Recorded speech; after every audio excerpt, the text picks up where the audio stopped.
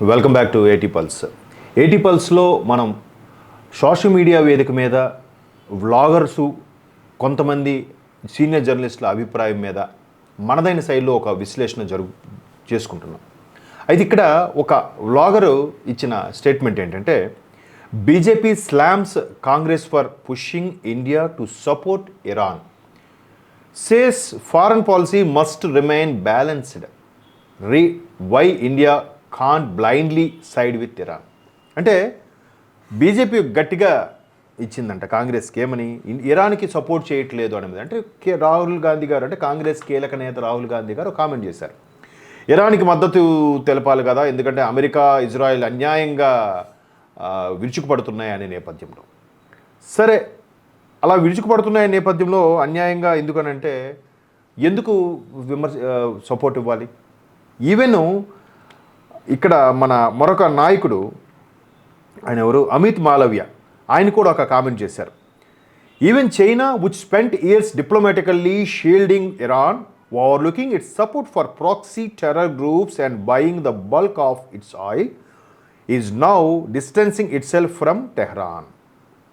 అంటే ఇక్కడ చైనా కూడా బ్యాలెన్స్డ్గానే బిహేవ్ చేస్తుంది కదా, అక్కడ ఒకరికే సపోర్ట్గా మద్దతుగా చెలుపుదు కదా.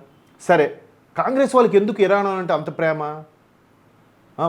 పెహల్గాం దాడి జరిగినప్పుడు సంబరాలు చేసుకున్నందుక, లేదంటే ఆపరేషన్ సింధూర్ నిర్వహిస్తున్న మనకి పాకిస్తాన్కి యుద్ధ సామాగ్రిని అలాగే ఆర్థిక సాయం చేసిన ఇరాన్కి మనం సాయం చేయాలా, దాని వైపు మాట్లాడాలా? అందుకే బీజేపీ కూడా ఒక స్టేట్మెంట్ ఇచ్చింది, కాంగ్రెస్ ఏం కోరుకుంటుంది, ఇరాన్తో తద్వారా పాకిస్తాన్కి మద్దతు తెలపాలని కోరుకుంటుందా అని అడిగింది. కరెక్టే కదా.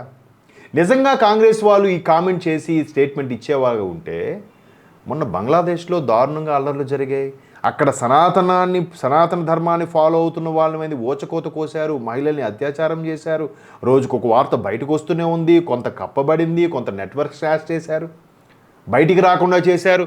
ఆమె మాజీ అధ్యక్షురాలు హసీనాను మనం ఆదుకున్నా, మన దగ్గర తలదాచుకోవడానికి చోటు ఇచ్చామని మన మీద విమర్శలు చేశారు, అయినా మనం మాట్లాడలేదే. పక్క దేశం, పొరుగు దేశం, మన ఢిల్లీ జంతర్ మంతర్ కూడా ధర్నా చేశారు, అక్కడ హిందువులకు రక్షణ కల్పించిన, కానీ వాళ్ళ దేశంలో మనం జోక్యం చేసుకోలేము. మరి అప్పుడు ఎందుకు మాట్లాడలేదు? మోదీ గారు మౌనం దేశానికి ప్రమాదకరమని రాహుల్ గాంధీ గారు విమర్శించారు. మోదీ గారు మౌనం దేశానికి ప్రమాదకరం అయితే మరి బంగ్లాదేశ్లో జరుగుతున్న దాడులప్పుడు మీరు ఎందుకు స్పందించలేదు? లేదా బర్మా నుంచి వస్తున్న చొరబాటుదారులకు సంబంధించి మీరు ఎందుకు స్పందించలేదు? శ్రీలంకలో జరుగుతున్న చొరబాట్లు, అక్కడ జరిగే దారుణాల గురించి కూడా మీరు ఎందుకు స్పందించలేదు? ఇరాన్ మీద ఎందుకు అంత ప్రేమ? ఇరాన్ అంటే ఆబ్వియస్లీ పాకిస్తాన్, అంతే కదా.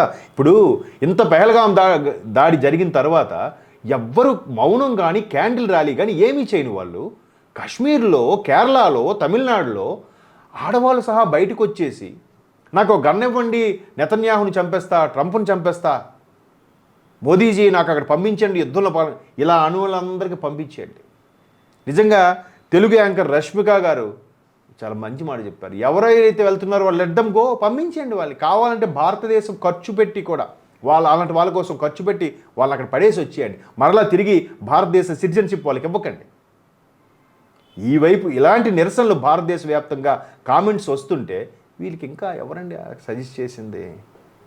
ఇరాన్కి ఎందుకు మద్దతు తెలపట్లేదంట, మరి ఇజ్రాయెల్కి ఎందుకు మద్దతు? ఇజ్రాయెల్ మనకి కోరి ఎదురొచ్చి మనకి కార్గిల్ టైంలో కొన్ని రకాల యుద్ధ విమానాలు సాయం చేసింది.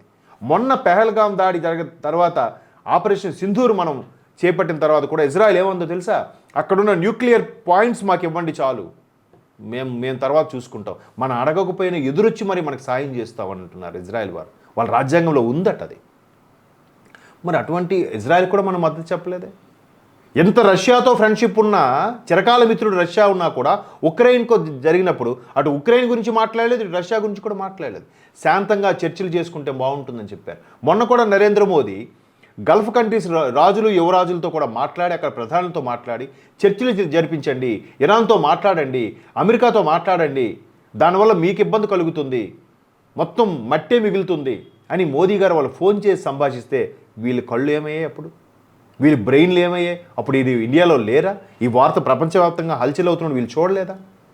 ఇట్లాంటి చాలా అంటే ఎలా అంటే లక్షలాది కోట్లాది పౌరులు నివసిస్తున్నారు. మన దగ్గర నుంచి ప్రవాస భారతీయులుగా వెళ్ళి విదేశాల్లో ఉన్నారు. ఇటువంటి వాళ్ళని మనం ఒక స్టేట్మెంట్ ఇచ్చామంటే వాళ్ళు అక్కడ సఫర్ అవుతారు. అందుకు ఎవ్వరికీ నొప్పించక తానొవ్వక తప్పించుకు తిరుగువాడనేలా ఉండాలి ఈ పరిస్థితుల్లో మాత్రం. ఇది ఏమాత్రం స్పందించినా ప్రపంచ యుద్ధానికి దారితీస్తుంది అనేది భారత్కి తెలుసు. మరి అన్నిటికీ కయ్యాని కాలు దువ్వేలాగా చైనా కూడా వెనక పాకిస్తాన్కి వాళ్ళకి సపోర్ట్ ఉంటుంది కదా. మరి ఇదే చైనా ఇరాన్కి ఎందుకు మద్దతుగా ఉండట్లేదు? కేవలం మా చమురు షిప్పులు మాకు ఇచ్చేయండి, హార్మూజ్ జలసంధిని మాకు వదిలేయండి అని చెప్తుందే తప్ప అమెరికాని కానీ ఇజ్రాయెల్ కానీ మీరు ఎందుకు దాడి చేస్తున్నారు, చర్చలకు వెళ్ళండి అని కూడా ఎక్కడ స్టేట్మెంట్ ఇచ్చిందా? ఎందుకు ఇవ్వట్లేదు? అదే ప్రపంచ రాజకీయం అంటే. సో ఇంత చిన్న సింపుల్ లాజిక్ కూడా తెలియకుండా స్టేట్మెంట్స్ ఇవ్వడం అనేది నిజంగా వాళ్ళ మేధా సంపత్తికి జోహార్లు ఇవ్వాలో 2 నమస్కారాలు పెట్టాలో మీరు కామెంట్స్ ద్వారా తెలియజేయండి ప్లీజ్.